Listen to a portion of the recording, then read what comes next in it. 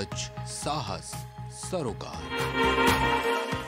आप देख रहे हैं प्राइम टीवी और मैं हूं आपके साथ मुस्कान अजवानी। और अयोध्या में रामराज, इस खास कार्यक्रम में आप सभी का स्वागत है। और आज हम मौजूद है राम की पैड़ी पर, जहां इस वक्त राम नगरी पूरी जगमगा रही है। त्रेता युग जैसी झलक भगवान राम की नगरी में देखने को मिल रही है, क्योंकि 22 जनवरी ये वो तारीख होगी जब भगवान राम अपने घर पर विराजमान हो जाएंगे। ऐसे में साधु संतों का क्या कहना है कि कितने संघर्ष के बाद, कितने दशकों के बाद अब ये इंतजार पूरा हुआ है और लगातार एक नारा अयोध्या में इस वक्त गूंज रहा है भगवान राम के जयकारे के साथ कि अयोध्या तो झांकी है, काशी मथुरा बाकी है।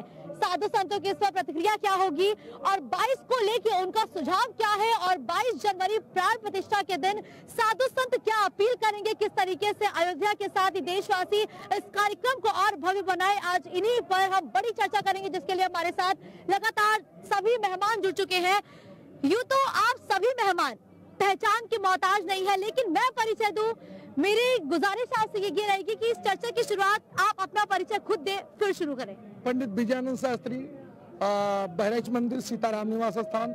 देखिए, अभी आपने बताया कि बहुत दौर से गुजरा है अयोध्या, क्योंकि हमको अब तक बेबसी का वो जमाना याद है, चुपके चुपके रात दिन आंसू बहाना याद है। अयोध्या की हनुमानगढ़ी की जो गली थी वो लाल हो गई थी, लेकिन आज का ये माहौल, आज का परिवेश, आज की परिकल्पना देख करके ऐसा लग रहा है पूरे अयोध्या की तरफ से ऐलान है विरोधियों को, विपक्षियों को, कि हमको आपको बताना चाहेंगे कि इतना दिव्य समागम आप देख रहे हैं, पूरे तरफ राममय है। और क्या लग रहा है इस समय कि बड़ा नीक लागे राघव जी तोरा गौआ, बड़ा नीक लागे राघव जी तोरा गौआ, बड़ा नीक लागे।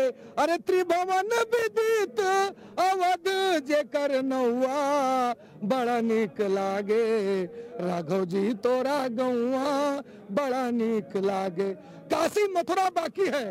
आपको बता दें, बहुत पहले, हम बहुत छोटे थे, एक नारा चला था कि राम कृष्ण विश्वनाथ तीनों लेंगे एक साथ। 2 तो आ चुके, एक बाकी, उसकी भी पूरी तैयारी। बोलो जय श्री राम।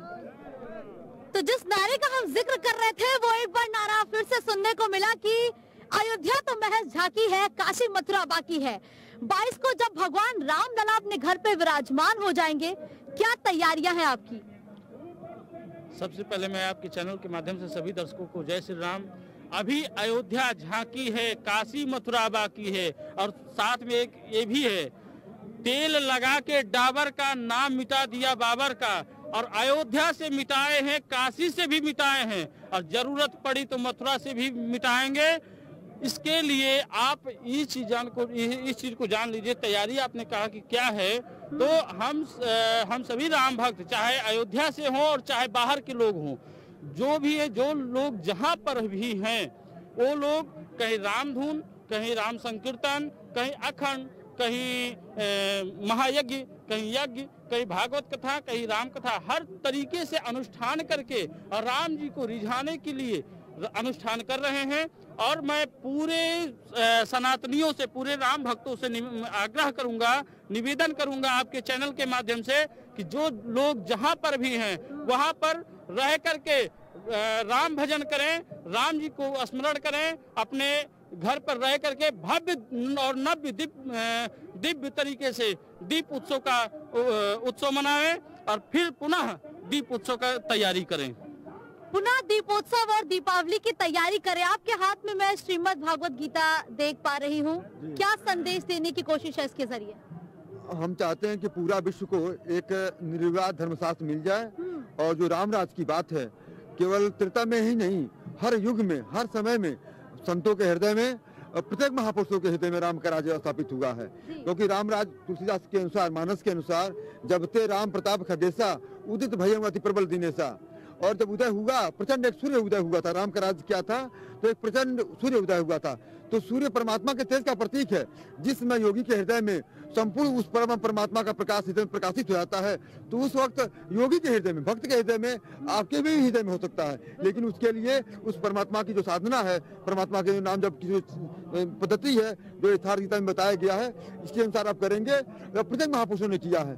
तो योगी के हृदय में राम का राज्य स्थापित कैसे होता है? तो परमात्मा के नाम के जप से, सदगुरु के ध्यान से और संयम की पराकाष्ठा में जाकर के। तो राम का राज्य जो था और राम का अवतार केवल अवध में होता है। भगवान का अवतार जब भी अवतार धारण करते हैं तो अवध में, जबकि विश्व में बहुत सारे जगह अवतार हुए हैं, लेकिन अवतार जब भी होता है तो अवध में। तो ये अवध क्या है, अयोध्या क्या है? एक बाहर तो एक हमारा तीर्थ है और जो पूरी दुनिया के आदर्श मर्यादा पुरुषोत्तम की इस पावन नगरी में भगवान के इस प्राण प्रतिष्ठा महोत्सव में पूरी दुनिया जो उत्सव मना रही है और मनाना भी चाहिए। और जो हम चाहेंगे कि जो पूरे विश्व के लोग राम सबके हैं, आदर्श मर्यादा सबके हैं, और 8 अरब की जो आबादी है सबके लिए है, और पूरा विश्व सनातनी है, पूरा विश्व हिंदू है। क्यों? क्योंकि आज के 3-4 हजार वर्ष पूर्व कोई धर्म संप्रदाय था ही नहीं। तो हिंदू समुदाय था, सिर्फ सनातनी थे पूरे? सनातनी थे। क्यों सनातनी? कोई ईसाई, मुसलमान, बौद्ध, जैन शब्द ही नहीं था। क्या आप इनकी बातों से कितना ताल्लुक रखते हैं कि क्या वाकई आज से 200-300 साल पहले सिर्फ सनातन धर्म ही था और कोई धर्म ही नहीं था? इस धरा पे जब से धरा का निर्माण हुआ है, वैवस्त मन स्वरूपा के काल से अब तक कोई धर्म ही नहीं है, सिर्फ सनातन धर्म ही पृथ्वी पर है।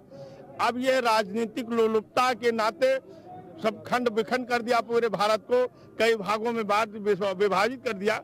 हमारा देश, ये पृथ्वी भूमंडल जो है, ये हमेशा सदैव सनातनी रहा है और रहेगा। बीच में कुछ अराजक तत्व आए राजनीतिक प्रवेश को लेकर के, जो अताताई आकर के हमारे प्रभु राम श्री राम जी का जो है मंदिर का ध्वस्त करा करके बाबर अपना वर्चस्व कायम कर दिया। बाबर के कुछ औलाद छूट गए थे यहाँ भारत भूमि में, उनके नाते जो छूटे, उनके नाते आज हम 500 वर्षों से बहुत दुख, और हमारे प्रत्येक सनातन धर्म बड़े दुख के साथ जो है अपना समय व्यतीत कर रहा था। 75 वर्ष हो गए, 75 वर्ष हो गए।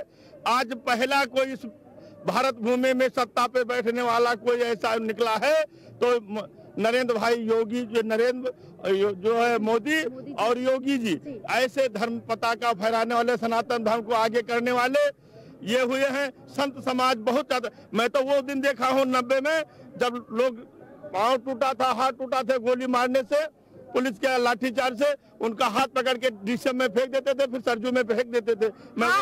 एक अयोध्या से ये भी किस्सा बहुत ज्यादा सुनते हैं जी। ने बताया कि बेधर्मी लोग, कुछ राक्षस लोग रह गए थे, जो बता रहे, हमने भी सुना, अभी लगभग मान के चलिए हम गुजरात में थे तो हमने सुना कि राम जन्मभूमि बन रहा है, जब हमारी सरकार आएगी उसको गिरा के फिर बाबरी मस्जिद बनाएंगे या कुछ बनाएंगे, बेधर्मियों ने कहा। लेकिन उनके लिए एक संदेश है अयोध्या से कि चले वो आंधी जो तिनका, बेधर्मियों के लिए है कि चले जो आंधी जो तिनका बिखर जाए, आसिया कम नहीं है, और जो तोड़ दे मेरे हौसले को, जो तोड़ दे राम जी के मंदिर को, अभी वो तूफान उठा नहीं है।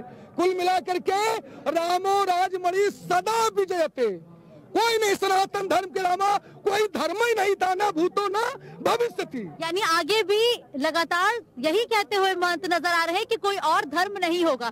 क्या वाकई अब और कोई धर्म नहीं होगा क्या भारत में? क्योंकि भारत में तो अनेकों धर्म के लोग एक साथ रहते हैं, गंगा जमुनी तहजीब का देश है भारत, ऐसे में से सनातन धर्म की बात करना कहाँ तक जायज है? जय श्री राम। देखिए, जहाँ तक धर्मों की बात है, धर्म अपनी अपनी जगह पर है, सबका कर्म केवल एक सनातन ही है। क्योंकि हम जन्म जन्मांतर से सनातन थे, इस संसार में आए तो बट गए। जब वो परमात्मा के यहाँ से आते हैं, आए एक ही घाट से, उतरे एक ही घाट, हवा लगी संसार की, सो हो गए 12 बाट। इस संसार में आए सभी एक थे, सभी ईश्वरीय अंश है। वह यहाँ पर अपने अपने आधार पर न धर्मों का बंटवारा किया है। धर्म तो वही है जो वास्तविक धार्मिकता के आधार पर जो ज्ञान, वैराग और मनोवचन कर्म से अपने आराध्य देव को मानता है, उनके बताए हुए रास्ते पर चलता है, वही सबसे बड़ा धर्म है। अधर्म का रास्ता नहीं है, धर्म का ही रास्ता है। धर्म एक है, सर्वधर्मान परित्यज्य मामेकं शरणं व्रज की बात भगवान कृष्ण ने कहा, और भगवान राम कहते हैं भगत मोरी, कि मैं ही भक्ति करो। मतलब एक परमात्मा व्यापक, एक ब्रह्म अविनाशी, सत चेतन घन आनंद राशि, वो परमात्मा एक है। परमात्मा को पाने की विधि एक है, इसलिए आत्मा ही शाश्वत है, आत्मा ही सनातन है। गीता में सर्वप्रथम सृष्टि के आदि में भगवान कृष्ण ने कहा कि आत्मा ही शाश्वत है, अचलोयम सनातन। सनातन क्या है, शाश्वत क्या है, आत्मा, परमात्मा। और परमात्मा के सृष्टि के आरंभ से, परमात्मा के तेज से संपूर्ण सृष्टि उत्पन्न हुई है और विलयन उसी में होती रहती है। तो इसलिए पूरा विश्व सनातनी है, पूरा विश्व हिंदू है। और सनातन का शास्त्र है गीता, भाष्य सार गीता आप लोग पढ़ें, आपको समझ में आ जाएगा कि वास्तव में सबका धर्म एक है, परमात्मा एक है और परमात्मा को पाने की विधि एक है। इसलिए धर्म के नाम पर जो झगड़े चल रहे हैं ये सब समाप्त कर दिए जाए और एक परमात्मा। धर्म के नाम पर सियासत भी बहुत देखी गई है, आपने बहुत करीब से देखा होगा। अभी आप अयोध्या आई हैं, क्या जब आपने राम मंदिर को देखा वाकई लगा कि वर्षों का सपना साकार हो गया? 35 साल पहले मैं यहाँ पे रहती थी फैजाबाद में, और हर मंगल को हनुमानगढ़ी आना हम लोगों की दिनचर्या का हिस्सा था। मेरे पिता का नाम भी रामायण ही था, स्वर्गीय, और मेरी माँ अवधि ही बोलती हैं। तो आध्यात्म जो है हम लोगों के कड़कड़ में बसा हुआ है, हम जब से पैदा हुए हैं तब से। और आस्था तो हर धर्म में होती है, बल्कि कहते हैं ना कि कस्तूरी कुंडली बसे और मृग ढूंढे वन माही, ऐसे ही घट घट राम है दुनिया देखत नाही। तो आत्मा और परमात्मा अगर अद्वैत की बात करें तो सब हमारे अंदर ही है, वो ईश्वर भी हमारे अंदर ही है। हमें उसका पोषण करना चाहिए सही आचार व्यवहार से। और बहुत अच्छा है, मंदिर बन रहा है, सुंदर है, शहर का भी विकास हो रहा है, रोजी रोटी भी मिल रही है लोगों को। लेकिन मैं डॉक्टर हूँ, चिकित्सक हूँ, और तुलसीदास जी की एक चौपाई याद आ रही है मुझे, सचिव वैद्य गुरु तीन जो प्रिय बोले भय आस, राज धर्म तन तीन को हो ही बेगही नास। मतलब जो मंत्री होता है और जो डॉक्टर होता है और जो वैद्य मतलब जो वैद्य है और जो गुरु है, अगर वो झूठ मूठ में तारीफ कर रहा है तो राज्य का भी विनाश होगा और शरीर का नाश होगा। अगर डॉक्टर झूठ बोलेगा तो, और गुरु अगर झूठ बोलेगा तो आप कुछ सीखेंगे नहीं। तो थोड़ा सा ये जरूर कहना चाहूंगी कि महिलाओं की स्थिति, मुझे मतलब राम का वनवास तो पूरा हो गया था 14 वर्ष बाद, लेकिन क्या सीता का वनवास पूरा हुआ था? बहुत उम्दा सवाल कि क्या माता सीता का वनवास पूरा हुआ था? और मुझे लगता है आज भी महिलाओं की स्थिति को बहुत सुधारने की आवश्यकता है। अब देखिए यहाँ हम 5 लोग हैं, उनमें से सिर्फ और आप में यही महिलाओं का रिप्रेजेंटेशन है। और ये देश का दुर्भाग्य है कि महिलाओं को आरक्षण की आवश्यकता पड़ रही है। जो महिला बच्चों को जन्म देती है, घर चलाती है, उसको रिप्रेजेंटेशन के लिए आरक्षण की आवश्यकता पड़ रही है। माता सीता जिन्हें दो सूत्र पकड़ रखा था कि नाम पाहरू दिवस निशी, ध्यान तुम्हारा कपाट, लोचन निज पद जंत्रित, प्राण जाहे के बाट। अपार निशाचरों के मध्य में सीता जी केवल 2 सूत्र पकड़ रखा था कि भगवान के नाम का सतत वो जप करती रहती। नाम पाहरू दिवस निश, दिन रात भगवान के नाम का राम नाम जप करती रहती थी। और ध्यान तुम्हारे कपाट, भगवान का ध्यान। और अंतिम समय में माता सीता ने भगवान को जब देखा था कि जय विधि कपट कुरंग संग, धाई चले श्री राम, सो सभी सीता राख रटती रहती हरि नाम। बस ये 2 सूत्र पकड़ लीजिए। ये 2 एप्लीकेशन है, हृदय में आप डाउनलोड कर लीजिए, परमात्मा का नाम का और परमात्मा के स्वरूप का, जो वर्तमान में जो ईश्वर स्वरूप सदगुरु हैं। तो सृष्टि में ऐसा कोई जन्मा ही नहीं रावण के जैसा कोई व्यक्ति कि सीता जैसी सती नारी को, या विश्व में कोई भी व्यक्ति है और इस नाम का जो आलम्बन ले ले, तो सृष्टि में ऐसा कोई नहीं कि उसके हृदय को क्षतिग्रस्त कर दे। बिल्कुल उसकी मानसिक स्थिति को बिगाड़ नहीं सकता। ये मानस का बहुत हाईएस्ट चौपाई है। और इसी का आधार नाम और रूप, 2 इसी उपाधि, परमात्मा के नाम और रूप का ही 2 मुख्य आधार है। बस इस 2 आधार को आप पकड़ ले कोई व्यक्ति, पूरा संसार में राम राज की स्थापना हो जाएगी। लेकिन वो योगी के हृदय में होता है राम राज। और राम भगत रस सब नर नारी, सकल परम गति के अधिकारी। ये बाहर संभव नहीं है, ये जब भी संभव होगा तो योगी के हृदय में संभव होगा और परमात्मा के नाम और सदगुरु के ध्यान से ही संभव होगा। बहुत साल ऐसे गुजरे कि जब अयोध्या विलाप करती रही, न जाने कितनी दीपावली ऐसे निकल गई जब अयोध्या वासी के साथ ही भगवान राम इंतजार करते रहे कि आखिर हम कब टेंट से उठकर अपने घर को पहुंचेंगे। लेकिन अब जब भगवान राम घर को पहुंच रहे हैं, उसमें भी सियासत। जियो का डेटा और सोनिया का बेटा सिर्फ मनोरंजन के काम आता है, ना कि देश के काम आए। और इसमें जो कुछ भी राजनीति हुई है ये पूर्व की सरकारों का देन था। जो अयोध्या इतने 500-550 वर्षों का विवाद को देखते हुए और अयोध्या में दीप उत्सव ना मनाना, विलाप करना अयोध्या का, ये पूर्व की सरकारों की देन थी। आज वही अयोध्या है जहां आप खड़े हुए हैं। पूर्व की सरकारों में यहाँ पर घुटने बराबर, पैर के घुटने के बराबर यहाँ पर गंदगी होती थी, यहाँ पर नाक नहीं दिया जाता था कि यहाँ खड़े हो जाओ। वो अयोध्या की स्थिति थी। ये वही अयोध्या है जहां पर रोड पर चलने से, मेन सड़क पर अगर चलते आप तो भी गड्ढा में गिर जाते आप। ये वही अयोध्या है, ये पूर्व की सरकारों की देन है। और आज वही अयोध्या है कि जो हम लोगों को, हमने त्रेता तो नहीं देखा, द्वापर तो नहीं देखा है, पर कलयुग जरूर देख रहे हैं जी। और कलयुग में रह करके त्रेता का अनुभव करा रही अयोध्या, ये वही अयोध्या आज की है। इसका श्रेय किसको देंगे कि अगर अयोध्या में रह के अब त्रेता युग जैसा लग रहा है, श्रेय किसको जाएगा? इसका श्रेय जा रहा है सीधे सीधे करोड़ों करोड़ों राम भक्तों को, सभी सनातनियों को और सभी हिंदू भाइयों को। एक चीज लेकिन मैं कहूंगी कि आस्था और आध्यात्म को अश्वमेध यज्ञ में नहीं बदलना चाहिए। कहीं ना कहीं वो एक आभास मुझे यहाँ हो रहा है कि यहाँ आस्था और आध्यात्म कुछ पीछे जा रहे हैं और इसको कुछ अश्वमेध यज्ञ टाइप की फीलिंग आ रही है। बिल्कुल, ये एक अश्वमेध यज्ञ का मतलब क्या होता है? अश्व कहते हैं घोड़े को, ये मन ही घोड़ा है। मेद कहते हैं हृदय को। ये मन जब सिमट करके हृदय में जब समाहित हो जाता है तो वो ऐसे योगी के लिए वो अश्वमेध यज्ञ राम के राज की स्थापना हो जाती है। मन के निरोध के पश्चात और जब चित्त का भी निरोध, मन का भी निरोध योगी के हृदय में जब परमात्मा के नाम अथवा सद्गुरु के स्वरूप में समाहित हो जाता है, ऐसा योगी के हृदय में ही राम राज हो जाता है। और प्रत्येक महापुरुषों, सृष्टि के आरंभ से अब तक जितने भी संत हुए हैं, जितने भी योगी हैं, योगेश्वर हैं, ऋषि हैं, महर्षि हैं, सम्यक संबुद्ध हैं, तीर्थंकर हैं, पैगंबर हैं, सभी के हृदय में जिन्होंने परमात्मा को प्राप्त किया, जिन्होंने भी अपने मन का निरोध कर लिया और मन का भी चित्त मन को परमात्मा के स्वरूप में समाहित कर दिया, उन सबके हृदय में राम का राज स्थापित हुआ है। और पूरा विश्व में अगर कोई व्यक्ति घर में बैठे बैठे या कहीं भी बैठ करके उस राम राज को अपने हृदय में पाना चाहता है तो उसके लिए परमात्मा के नाम और सद्गुरु के स्वरूप का ध्यान और यथार्थ गीता का अध्ययन करना होगा। बिल्कुल, गीता का अध्ययन करना होगा। हम एक तरफ राम राज्य की बात कर रहे हैं, दूसरी तरफ कई नेता ऐसे हैं जो सनातन धर्म को ही बता रहे हैं ये एक धोखा है, छलावा है। रामचरितमानस की प्रतिमा को फाड़ने की बात करते हैं, उसकी प्रतियां जला देते हैं। सबसे पहले उन नेताओं को जान लेना चाहिए, उनके कहीं डीएनए में तो हमको नहीं धोखा लग रहा है। पहले सबसे पहले उनको अपना डीएनए चेक करवा लेना चाहिए। और जो रामचरितमानस फाड़ने की बात कर रहे हैं वो कौन सा हिंदुत्व है, कौन सा हिंदू? हमको तो शंका लग रहा है कहीं हिंदू धर्म में गलती से तो इनको जन्म नहीं हो गया।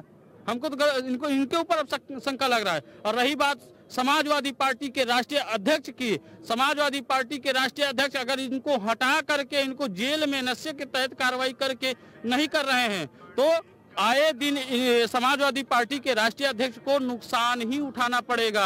बिन पेंदी का लोटा ना इधर का रहा ना उधर का रहा, ये कहीं के रहने वाले नहीं हैं। और रही बात जो आप विपक्षी दलों की बात कर रहे हैं, जिन लोगों ने निमंत्रण ठुकराया है तो 22 जनवरी के दिन अयोध्या से विवाद करके और भगवान शिव के ऊपर माथा फोड़ना ये अच्छी बात नहीं है। और जो राम से दोष किया, राम से विवाद किया, उसको भगवान शिव कभी माफ नहीं करते हैं। इसलिए जो भी कांग्रेस के नेता हैं इनको तो सबसे अच्छा है राम की जन्मभूमि में राम के निमंत्रण पे नहीं आना है तो मत आओ। तुमने निमंत्रण ठुकराया उसके लिए भी कोई, लेकिन वो तो कहते हैं राम में हमारी आस्था तो है, अगर नहीं आ रहे तो कौन सी बहुत बड़ी बात हो गई, हम बाद में आ जाएंगे।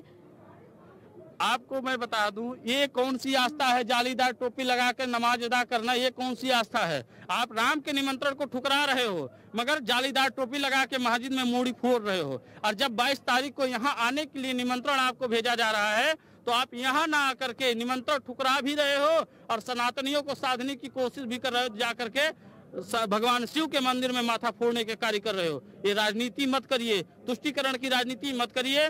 इससे अच्छा है आप एक तरफ रहिए। धर्म विशेष के लोगों को अगर आप खुश करना चाह रहे हैं तो उन्हीं को लेकर के खुश रहिए, पर सनातनियों से आपकी जरूरत ना हो तो। अच्छा, सनातनियों से अगर जरूरत नहीं है तो आप किसी एक धर्म पर फोकस करें। और सीधा साफ तौर पर संदेश विपक्षियों को दिया गया है। धर्म को बहुत करीब से देखा है आपने, अयोध्या की लड़ाइयों को करीब से देखा है, संघर्षों को करीब से देखा है, लेकिन जिस तरीके से भगवान राम पर राजनीति हो रही है, निमंत्रण पर राजनीति हो रही है, क्या ये वाकई राजनीति होनी चाहिए? देखिए, धर्म के नाम पर कोई राजनीति नहीं होना चाहिए। ये उनकी भूल है, उनकी मूर्खता है जो धर्म पर राजनीति करता है। धर्म पार्टी अलग जगह है, धर्म अपनी जगह है। धर्म सबके हृदय में वास करता है और सभी आत्मा से धर्म का पालन करते हैं। मनुष्य वही जो धर्म का सही पालन करता है। अधर्म का काम है जो उनको जो है वो राजनीति करते हैं, धर्म में राजनीति तो होना ही नहीं चाहिए, सबसे बड़ी भूल है। वो जहाँ तक लड़ाई झगड़े की बात होती है, हिंदू कहो तो मैं नहीं, मुसलमान भी ना है, वो 5 तत्व का पुतला गे भी खेले माए। ये सरी ना कोई हिंदू है, ना कोई मुसलमान है, ना कोई सिख है, ना कोई ईसाई तो है क्या सब? है, सब केवल एक ही है, सब सनातनी है, कोई अलग नहीं है, सब धर्म एक है। अगर सनातनी सब है तो फिर इतना लंबा जो संघर्ष चला, इसकी जरूरत क्या पड़ी? एक शास्त्र का अभाव, कि एक शास्त्र का अभाव के कारण, पर गीता के संदेश के अभाव के कारण, यथार्थ गीता के संदेश पढ़ लें तो धर्म के नाम पर जो पचड़े हैं, हजारों जो भ्रांतियां हैं, धर्म के नाम पर जो रूढ़ियां, ये सब समाप्त हो जाएंगी और पुनः भारत में विश्व गुरु का साम्राज्य हो जाएगा, रामराज पुनः स्थापना हो सकती है। लेकिन विश्व जो है जन जन इस यथार्थ गीता को पढ़ ले, इसके अनुसार साधना कर ले, ये परमात्मा का संदेश स्वीकार कर ले, पूरा विश्व सनातनी हो जाएगा। कैसे संभव है ये? क्या ये वाकई संभव है कि पूरा विश्व सनातनी हो जाए? मैं हिमालयन पीठाधीश्वर उत्तराखंड के हिमालय से आया हूं, जहां -18 डिग्री सेल्सियस में इस समय बर्फ चली पड़ी हुई है और वहां से मैं यहाँ आया हुआ हूँ। तो जो आप कह रही है कि क्या ये संभव है, असंभव तो कुछ भी नहीं है। कभी किसी ने सोचा भी नहीं था कि यहाँ राम मंदिर बनेगा, तो उसको असंभव को संभव कर दिया, तो एवरीथिंग इज पॉसिबल। असंभव को संभव किया, एवरीथिंग इज पॉसिबल। ये जो पॉसिबल हो रहा है अयोध्या में, इसको कैसे देख रहे हैं? क्या ये सनातनियों का सपना पूरे होने जैसा है? जी हाँ, सनातन का सपना पहले से ही पूरा था। राम एक आदर्श है, राम एक चरित्र है, राम एक अनुशासन है, राम एक पुरुषोत्तम है। तो ये समझ लो कि 22 तारीख को पूरा भारत फिर से अनुशासित होकर नौनिहालों के लिए सिद्ध हो जाएगा। एवरीथिंग इज पॉसिबल जो आपने कहा, क्योंकि संभव इसलिए हुआ कि home of all the laws of facilities. पूरा देश अनुशासित हो जाएगा, आपने जिक्र किया, लेकिन जो हमारे देश की राजनीति है वो इतनी अनुशासनहीनता की राह पर चल रही है, वो अनुशासित कैसे होगी? कारण है, जब हमारा देश आजाद हुआ तब से आज तक जो बेधर्मी सत्तासीन थे, उन्होंने हमारे जैसे क्रांतिकारियों का, देशभक्तों का या हमारे पूर्वजों का नाम हटा करके बाबर, हुमायूं का पाठ पढ़ाया गया। उनको सनातन की जो है पंक्ति से हटा दिया गया, हमारे धर्म संस्कृति को बिल्कुल लोप कर दिया गया। लेकिन ये ऐसी शक्ति है, ना इसकी कभी लोप हुई है ना होगी, इसका ना आदि है ना अंत है, ये सर्वज्ञ है। इसलिए बेधर्मी हमेशा ऐसा करते रहते हैं। ये त्रेता, द्वापर, सतयुग, कलयुग सब में देखिए, हर समय में जो है धर्म और जो है के बीच में अधर्मियों का जो है हमेशा संघर्ष चलता है, आज भी चल रहा है। 75 वर्ष होने के बाद 75 वर्ष 75 आत्मा अथ योगानुशासनम, योग से ही अनुशासित व्यक्ति होता है। इसलिए आदि योग शास्त्र गीता है और ब्रह्म गीता पढ़िए और साथ ही साथ अनुशासन को सीखिए। ये जिक्र किया गया कि ये दौर सनातनियों का है, ये दौर कब तक चलेगा, क्या लगता है? देखिए, सनातन धर्म हमारी संस्कृति है, भगवान हमारे सबके राजा हैं। और आपको बता दें कि ये कब तक चलेगा आप कह रही हैं, तो ये तो अभी बहुत छोटी सी आंधी है, छोटी सी आंधी है। और तूफान आना बाकी है क्या? तूफान आना भी बाकी है। जिस दिन आज हमारे भगवान राम अपने मंदिर में आ रहे हैं, जिस दिन मथुरा में घनश्याम आ जाएंगे, उस दिन तूफान आ जाएगा। आप समझ लो, पूरा विश्व, पहले भारत विश्व गुरु था और फिर भारत विश्व गुरु बनेगा जिस दिन घनश्याम अपने मंदिर में पहुंच जाएंगे। अभी तो ये झांकी है, मथुरा बाकी है। क्या वाकई जब भगवान कृष्ण अपने घर पर विराजमान हो जाएंगे तो भारत विश्व गुरु बन जाएगा? उनके विराजमान होने से भारत विश्व गुरु कैसे बन सकता है? शुरुआत तो यही से हो रही है, राम जन्मभूमि से ही तो हो रही है, तो इससे बड़ा और क्या हो सकता है? ये तो एक समझ लिए एक शुरुआत हुई है, जो आगे के लिए आपका जो विश्व गुरु, कहाँ लोग इतने पापी लोग हैं जो कहते हैं कि सनातन धर्म को खत्म कर दिया जाएगा और उसके अगेंस्ट में क्या नहीं करेंगे। हालांकि इसको खत्म करना तो इम्पॉसिबल है, सवाल ही नहीं है। वो उन लोगों का सोच है जो ये सब दुष्टों का हर जगह, हर युग में दुष्ट रहे हैं। तो अच्छा, इस युग का दुष्ट कौन है फिर आपके मुताबिक? ये जितने एंटी रामा, एंटी कृष्णा और एंटी महादेव, ये हर जो इनसे बड़ा और कौन हो सकता है दुष्ट? तो ये तो सबसे बड़े दुष्ट हैं। और ठीक है, अगर जिक्र किया कि एंटी रामा, एंटी कृष्णा और एंटी शिव अगर कोई है तो उसका तो वो दुष्ट है, लेकिन उस समय तो भगवान राम जन्मे थे, अब कौन जन्मेगा? राम और कृष्ण अलग अलग नहीं है। शस्त्रधारियों में राम मैं हूँ, गीता में भगवान ने कहा है। तो आपको शब्द अलग अलग हो सकते हैं, लेकिन सब एक ही हैं। राम और कृष्ण एक ही हैं। तो शस्त्रधारियों में राम मैं हूँ, और उस राम को जानने के लिए, राम का रामत्व पाने के लिए, जो कृष्ण का कृष्णत्व है, राम का रामत्व है, वो एक ही है। मूल रूप से एक ही परमात्मा एक है। चाहे आप राम के रूप में उनको पूजिए, चाहे कृष्ण के रूप में पूजिए, वो सब एक ही है। एक ही परमात्मा एक है। तो उसको पाने का विधान ये शास्त्र गीता है, ये पढ़ ले तो ये भ्रांति अपने आप समाप्त है। इसलिए मैं बार बार कह रहा हूँ कि पूरे विश्व में जो धर्म के नाम पर हजारों संप्रदाय, हजारों मजहब, ये आतंकवाद यहाँ जो फैला हुआ है, केवल एक धर्म, एक निर्वाध धर्मशास्त्र, परमात्मा की आदि वाणी गीता, इसको अगर सुन ले, पढ़ ले, तो सृष्टि से धर्म के नाम पर पचड़े समाप्त हो जाएंगे। क्योंकि विश्व के अधिकांश समस्या धर्म से रिलेटेड है। तो मनुष्य के संपूर्ण समस्याओं का समाधान धर्म के नाम पर जो रूढ़ियां फैली हुई हैं, वो सब समाप्त हो जाएंगी। केवल एक निर्वाध धर्मशास्त्र, एकम शास्त्रम देव की पुत्र गीतम, ये लोग सब स्वीकार कर लें, जिसका यथार्थ भाष यथार्थ गीता है। ये यूट्यूब पर भी है, और उसको सुनिए। आपके चैनल के माध्यम से विश्व के सभी लोगों को हम संदेश देना चाहते हैं कि भारत एक अखंडित देश था। भारत खंडित देश नहीं है। जिस देश का जन्म नहीं हुआ है वो अखंडित है। अन्य देशों का जन्म हुआ है, जिसका जन्म होता है वो मरता है। इसलिए भारत अखंडित नहीं, भारत मरता नहीं है। जो जिसका जन्म हुआ है वो मरेगा। बिल्कुल, लेकिन हम ये तो जिक्र कर रहे हैं, भगवान राम के जीवन से जुड़े हर एक पहलुओं पर हम गौर कर रहे हैं, ये जान रहे हैं। लेकिन माता सीता जब वापस आई थी तो उन्हें अग्नि परीक्षा देनी पड़ रही थी। क्या आज भी महिलाओं को अग्नि परीक्षा देनी पड़ती है क्या, खुद के वजूद के लिए, खुद की लड़ाई के लिए? अच्छा, ये जय श्री राम। जय श्री राम। महिला के विषय में आ रही है आप, तो महिला के लिए तो आप भी महिला है, मैं भी महिला हूँ। अभी तो है ही थोड़ा सा, है ना, महिला बहुत है। नहीं, थोड़ा सा 22 जनवरी को ही मैंने नैतिकता के मुद्दे पर ही अपना घर छोड़ा। अकेले रह रही हूँ और मेरी लड़ाई चल रही है। एक चांस की बात है कि 22 जनवरी 2022 को ही मैंने वो निर्णय लिया। और बस ये है कि समाज ने अब स्वीकार कर लिया है। अब समाज महिला के एक उस अस्तित्व को, एक एकल अस्तित्व को स्वीकार करता है जो पहले स्त्री को पुरुष की परछाई माना जाता था। और जहाँ तक धर्म की बात हो रही है, मुझे लगता है कि अगर आप विज्ञान पढ़ें तो मानव जाति की जब उत्पत्ति हुई और पहले मूलभूत आवश्यकताओं पे काम हुआ, हजारों साल बाद जब सभ्यताएं विकसित होनी शुरू हुई, तब धर्म आए। कोई भी धर्म हो, अलग अलग जगहों पे अलग अलग धर्म विकसित हुए। तो मूलभूत आवश्यकताएं, और जो ये 50% आबादी है, जय श्री राम के साथ साथ जय सिया राम कहने की जरूरत है। हमेशा से राधा कृष्ण और सिया राम कहा जा रहा था, तो वो सिया कहाँ खो गई है?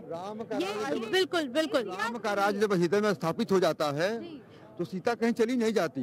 सीता बाहर की नहीं है, वो योगी के हृदय में, वो शक्ति रूपी सीता, शांति रूपी सीता योगी के हृदय में समाहित हो जाती है। हृदय रूपी धरती का एक ही लेखा जो अगर आपके मुताबिक राम और सीता एक है, आपने जिक्र किया कि अगर राम का नाम है तो सीता का नाम है, फिर आखिर सीता माता को अग्नि परीक्षा क्यों देनी पड़ी?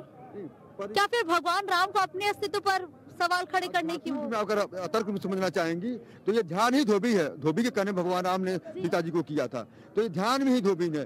ध्यान में एक भी अगर कुछ वृत्ति शेष है, कहीं भी अटकाव है, कहीं भी एक भी इच्छा, कहीं बाहर की वृत्ति भटक रही है, तो ध्यान अधूरा है। तो उस ध्यान की पराकाष्ठा में पहुंचने के लिए योगा अग्नि ही अग्नि है, और शांति रूपी सीता, शक्ति रूपी सीता को हृदय में स्थापित करना होगा। और ये जब मन का निरोध, संपूर्ण विकारों का, मोह रूपी रावण है ना, एक मोह रूपी रावण जब समाप्त हो जाता है तो योगी के हृदय में ही वो शक्ति रूपी सीता, शांति रूपी सीता, साधक शाश्वत शांति को उपलब्ध हो जाता है। बिल्कुल जी, ठीक है। तो देखिए, मौका खुशी का है, भले ही सियासत कितनी हो, लेकिन 22 जनवरी की तारीख का इंतजार सबको है। और इस 22 जनवरी की तारीख को भव्य दिव्य अलौकिक रूप देने के लिए अयोध्या तैयार हो चुकी है, और अयोध्या अब अपने अंतिम पड़ाव पर पहुंच चुकी है, क्योंकि साजो सज्जा तो लगातार हो रही है। अयोध्या राममय तो पूरी तरीके से बन चुका है, लेकिन अब उसी राममय अयोध्या में भगवान राम के आने का इंतजार लगातार किया जा रहा है। और जब भगवान राम अपने घर पर आएंगे तो एक बार फिर से त्रेता युग जैसी झलक एक बार फिर से देखने को मिलेगी। तो अयोध्या में राम राज्य का माहौल, या यूं कहे कि अयोध्या में राममय माहौल देखने को मिल रहा है। और लगातार हम पल पल क्या अपडेट आप तक पहुंचाते रहेंगे। आप बने रहिए प्राइम टीवी के साथ। नमस्कार।